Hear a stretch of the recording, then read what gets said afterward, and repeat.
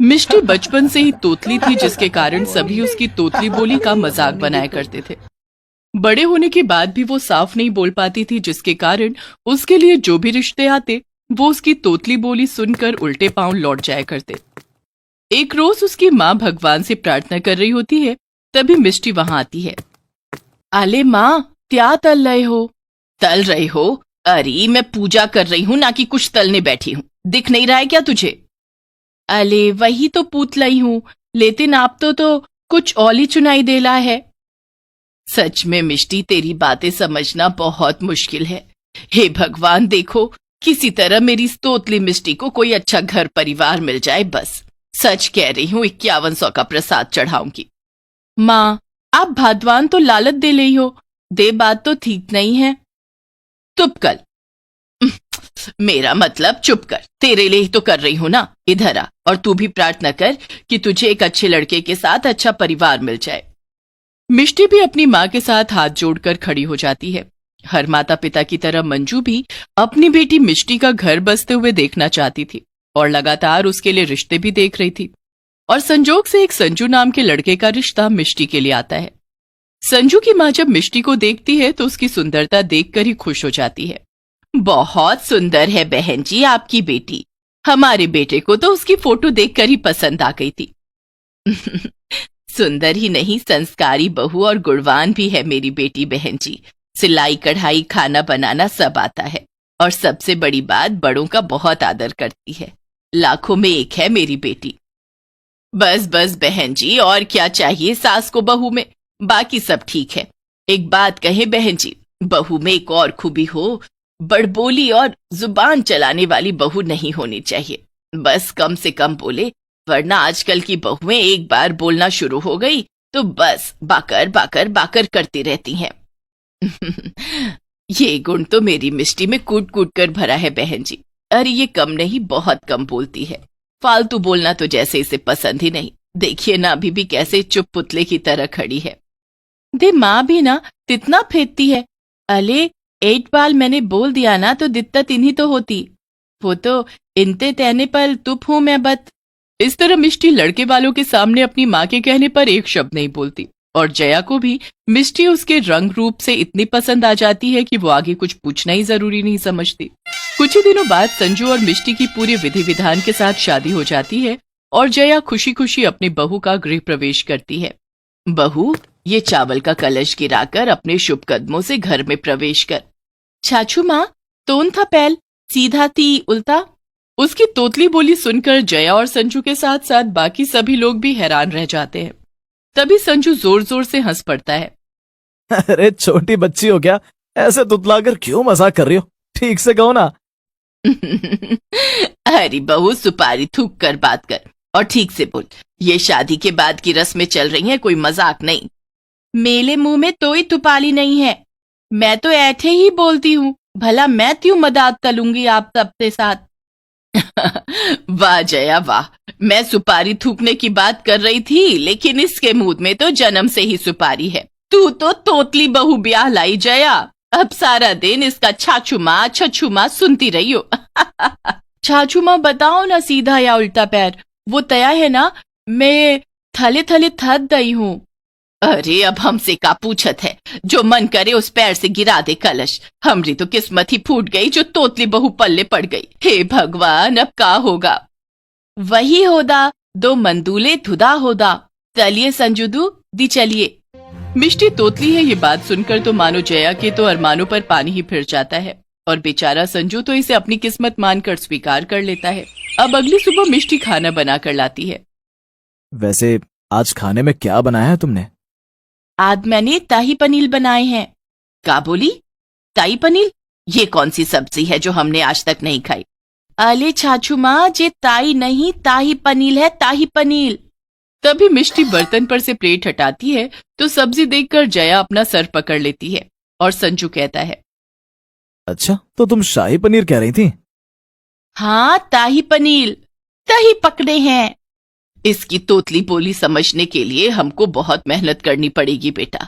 ऐसा लगता है कि घर में कोई तोता पाल लिया हो। संजू बेटा, इसके साथ रहते रहते कहीं हम भी तोतले ना हो जाए। कोई नहीं माँ, धीरे धीरे आदत हो जाएगी। फिलहाल आप ताही पनीर मेरा मतलब शाही पनीर खाओ।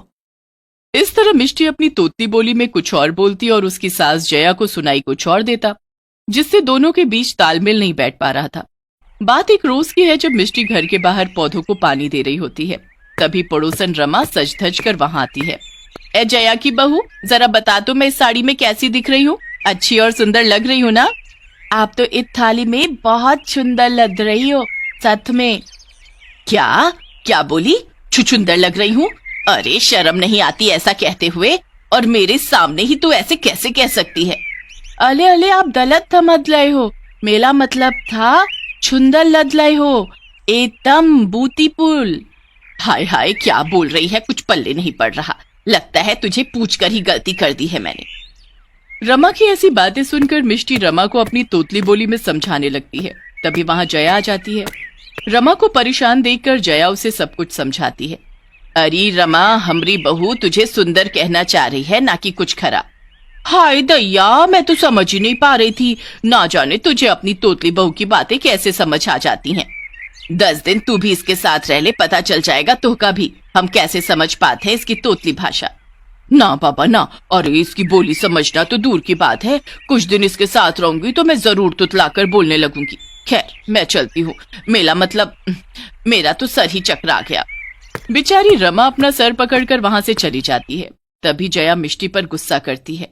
ना जाने कौन सी मनहूस घड़ी थी जब हम तुझ तोतली को अपनी बहू बनाकर लाई, और तुम माँ बेटी ने हमको उस दिन कछु सच नहीं बताया। चाचू माँ, मैं तोतली हूँ तो क्या हो गया, इतने मेरी क्या गलती है? अरे गलती तो हमरी है जो हम तोहरी आवाज सुने बिना ही तोहको अपनी बहू बनाने के लिए राजी हो गए। हमरी अकल पर तो ताले पड़े थे। भगवान से हमने कम बोलने वाली बहू मांगी थी, पर तोतली बहू नहीं। जया मिष्टी को उसकी तोतली बोली के लिए सुनाकर अंदर चली जाती है। मिष्टी को इस बात का बहुत बुरा लगता है और उस दिन से वो हर रोज साफ बोलने की कोशिश करती है ताकि अपनी सास की शिकायत दूर कर सके। एक रोज संजू के घर उसका बॉस और ऑफिस के कुछ दोस्त खाना खाने के लिए आते हैं, तो जया अपनी बहू को उनके सामने अपना मुंह खोलने के लिए मना कर देती है। खाना खाकर संजू का बॉस कहता है, संजू, तुम्हारी पत्नी ने खाना बहुत अच्छा बनाया है, मेरा तो दिल ही खुश हो गया। सच में खाना बहुत ही स्वादिष्ट बना है, मेरा पेट भर गया लेकिन मन नहीं। क्या मैं तुम्हारी वाइफ का नाम जान सकता हूँ? अब मिष्टी खुद को रोक नहीं पाती और उसकी सास से पहले ही बोल पड़ती है। हाँ हाँ हाँ हाँ, क्यों नहीं, मेरा नाम मिट्टी है, मिट्टी। क्या कहा? मिट्टी? संजू, तुम्हारी पत्नी का नाम मिट्टी है सच में? अब मिट्टी नहीं, मिष्टी नाम है मेरी पत्नी का। वो थोड़ा तुतलाकर बोलती है बस। ओहो, जी मैंने क्या तल दिया, अब छाछू माँ मुझे फिर सुनाई दी। तो क्या हो गया संजू, भले तुम्हारी पत्नी तोतली है, उनकी जुबान साफ नहीं है, लेकिन उनमें और भी कई गुण हैं जो उनकी इस कमी पर ज्यादा भारी है। क्यों माता जी, सही कहा ना मैंने? हाँ हाँ, सही कहा आपने।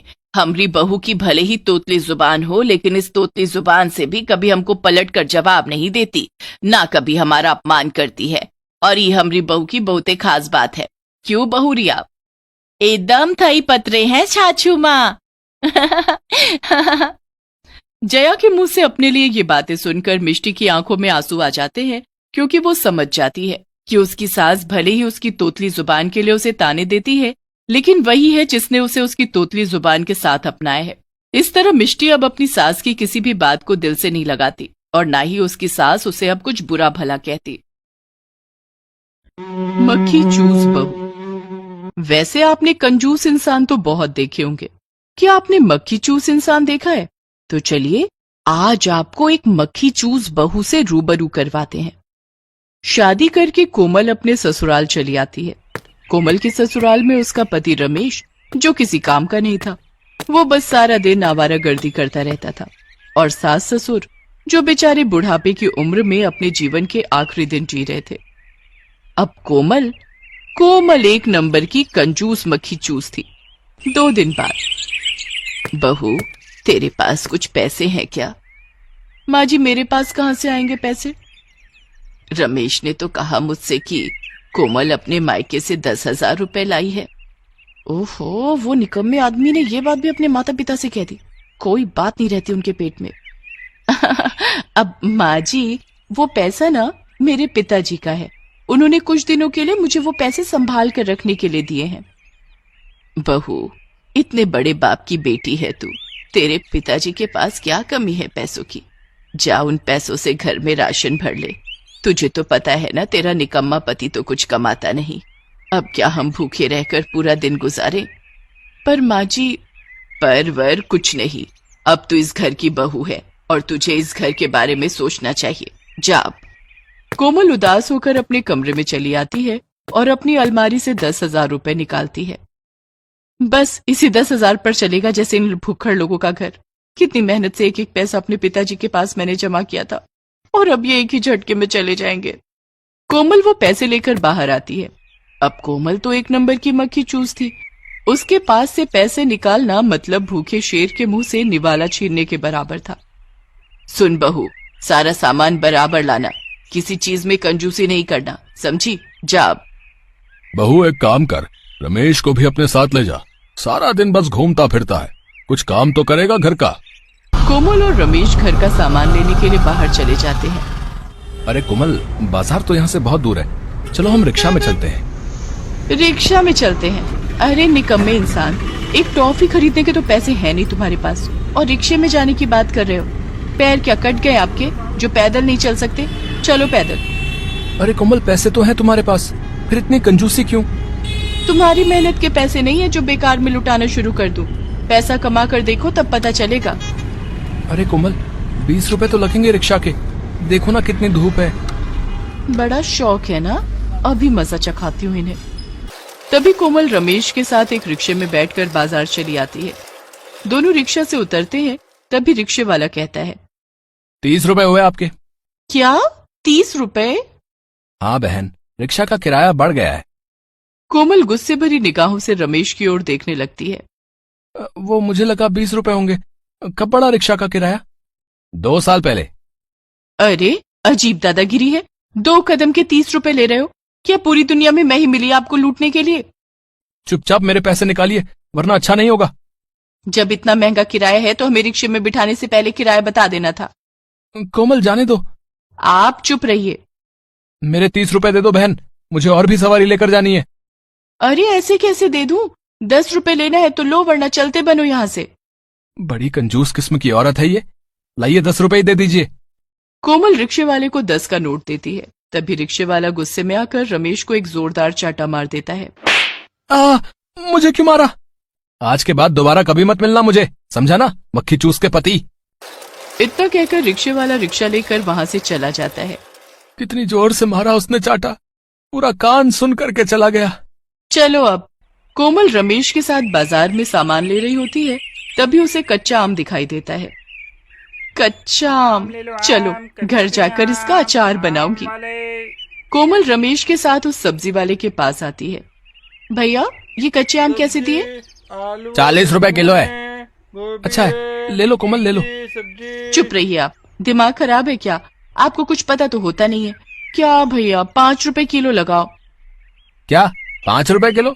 अरे बहन, 5 रुपए भी बहुत महंगा हो जाएगा आपके लिए। यहाँ से थोड़ी दूर पर एक आम का बड़ा सा पेड़ है, वहाँ जाकर जितनी मर्जी हो मुफ्त में आम तोड़ो। अच्छा, तो हम वहीं जाते हैं। चलिए रमेश। अरे कोमल। कोमल रमेश को वहां से लेकर चली जाती है। बड़ी मक्खी चूस है ये औरत। कोमल रमेश को उस आम के पेड़ के पास ले जाती है जहाँ कई सारे कच्चे आम लगे हुए थे। वाह, इस पेड़ पर तो कितने सारे आम हैं। रमेश, चढ़िए जल्दी पेड़ पर। मुझे नहीं आता है पेड़ पर चढ़ना। कोमल, 40 रुपए के लिए क्यों इतनी मगजमारी कर रही हो? चुपचाप पेड़ पर चढ़ रहे हो या नहीं? रमेश परेशान होकर पेड़ पर चढ़ने लगता है। चढ़ते चढ़ते वो कई बार पेड़ से गिर जाता है। निकम्मे आदमी, किसी काम के नहीं हो, पेड़ पर भी चढ़ना नहीं आता। किस कंजूस पत्नी से पाला पड़ा है मेरा, ये तो एक नंबर की मक्खी चूस है। फिर क्या था, 10 बार गिरने के बाद जैसे तैसे रमेश उस पेड़ पर चढ़ जाता है और एक एक करके आम तोड़कर कोमल के पास नीचे फेंकता जाता है। कोमल के पास की थैली पूरे कच्चे आम से भर चुकी थी। तभी उस पेड़ का मालिक वहां जाता है। वो रमेश को पेड़ पर चढ़ा देखकर गुस्से में आग बबूला हो जाता है। कौन है तू? और तेरी हिम्मत कैसे हुई मेरे आम के पेड़ पर चढ़ने की? उतर नीचे, आज तो तेरी हड्डी पसली एक कर दूंगा। अरे बाप रे, ये तो बहुत ही डेंजर आदमी लगता है। कोमल, अब क्या करें? तभी कोमल रमेश से कहती है, अरे भाई साहब, आप कौन है? और मेरा नाम कोमल नहीं कलावती है। अरे भैया, मैंने इन भाई साहब को कहा भी कि देखिए, ऐसे किसी के पेड़ पर चढ़कर आम तोड़ना अच्छी बात नहीं है, पर इन्होंने मेरी एक नहीं सुनी। अरे मैं तुम्हारा पति हूँ।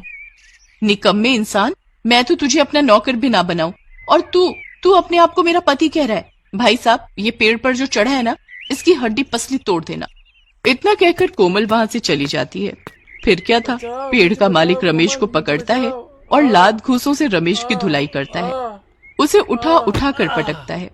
रात का समय, रमेश बुरी हालत और फटे कपड़ों में घायल होकर घर आता है। रमेश बेटा, ये क्या हालत हो गई तेरी? तभी रमेश सारी बात बताता है। ये कोमल बहुत ही मक्खी चूस है माँ। वाह जी वाह, एक तो मेरे कारण घर में इतने सारे कच्चे आम आए, और आप मुझे ही सुना रहे हो। भलाई का तो जमाना ही नहीं रहा। बहू, जा रमेश को डॉक्टर के पास ले जा, देख कितनी सूजन आ गई है उसके शरीर पर। ससुर जी, डॉक्टर के पास जाकर क्यों पैसा बर्बाद करना, मैं घर पर ही इलाज कर देती हूँ, अच्छे हो जाएंगे। जैसे तैसे रात बीत जाती है। अगले दिन सवेरे कोमल 1 कप चाय बनाती है और साथ में 3 खाली कप लेकर आती है, और उस 1 कप की चाय थोड़ी थोड़ी तीनों कप में डालती है। बहू, ये क्या कर रही है? चाय 1 ही कप क्यों बनाई? सबके लिए बनाना था ना। माँ जी, ये 1 कप चाय को ही बराबर 4 हिस्सों में बांट दूंगी। 1 कप चाय में ही चारों को निपटा देगी क्या? इतनी कंजूसी क्यों? ससुर जी, 4 कप चाय बनाने में पैसा क्यों बर्बाद करना? चाय 1 घूंट पियो या 1 कप, उसका स्वाद तो एक ही रहता है ना। लीजिए, सब चाय पीजिए। कोमल सबको 1-1 कप देती है। क्या पिएंगे इसमें 1 घूंट चाय में? ये बहू तो बड़ी मक्खी चूस है। थोड़े समय बाद कोमल सारे गंदे बर्तन लेकर आंगन में आती है और बर्तन को साबुन लगाने की बजाय मिट्टी लगाकर धोने लगती है। तभी सुजाता ये देखकर कोमल से कहती है, अरे बहू, ये क्या कर रही है? मिट्टी से कोई बर्तन धोता है क्या? माँ जी, जब मिट्टी से बर्तन साफ हो रहे तो साबुन क्यों बर्बाद करना? क्या कंजूस बहू से पाला पड़ा रे मेरा। शाम का समय, तभी दूध वाला घर आता है। 5 रुपए का दूध देना। 5 रुपए? क्या बात है भाभी जी, घर में दूध पीना बंद कर दिया क्या सबने? अपनी बकवास बंद कर चुपचाप दूध दे और जा यहाँ से। अजीत कोमल को 5 रुपए का दूध देकर वहां से चला जाता है। बहू, थोड़ा सा दूध क्यों लिया? आधा लीटर दूध लेना था ना। माँ जी, मैं दूध में आधा लीटर पानी मिला दूंगी तो दूध उसके बाद आधा लीटर हो जाएगा ना। फिर क्यों इतना पैसा बर्बाद करना? ये सुनकर सुजाता के होश उड़ जाते हैं। क्या होगा इस घर का पता नहीं। उसके बाद कोमल इसी तरह से रोज रोज कंजूसी करती रही और अपने ससुराल वालों को हर खाने पीने में तरसाती रही। कोमल की कंजूसी के कारण घर का हर सदस्य परेशान हो चुका था। एक दिन की बात है, कोमल छत से नीचे आ रही थी, तभी पुरानी टूटी हुई चप्पल की वजह से कोमल का सीढ़ियों से पैर फिसल जाता है और वो धड़ से नीचे गिर जाती है और उसका पैर टूट जाता है। ये देखकर सब घबरा जाते हैं। रमेश, देखिए ना, मेरा पैर टूटने से सूज गया है, मुझे डॉक्टर के पास लेकर चलिए ना। नहीं नहीं रमेश, इसके लिए डॉक्टर के पास जाकर क्यों फिजूल पैसा बर्बाद करना। बहू अपने जख्मों पर आंगन की काली मिट्टी लगा ले और अपने टूटे पैर पर लकड़ी की पट्टी बांध ले, ठीक हो जाएगी बहू तू। क्या? और कर कोमल कंजूसी, कितनी बार कहा है तुझसे ये टूटी चप्पल बदल ले, पर नहीं, तू तो हमेशा कंजूसी ही करती रहती है। अब टूट गया ना पैर। मुझे माफ कर दो, मैं आज के बाद कभी कंजूसी नहीं करूंगी। मुझे बहुत दर्द हो रहा है, मुझे डॉक्टर के पास लेकर चलिए। उसके बाद रमेश और सब कोमल को डॉक्टर के पास ले आते हैं और कोमल को प्लास्टर लग जाता है। उस दिन कोमल को एहसास हुआ कि ये सब उसी की कंजूसी की वजह से हुआ है। उस दिन के बाद से कोमल ने कसम खा ली कि वो आज के बाद कंजूसी नहीं करेगी।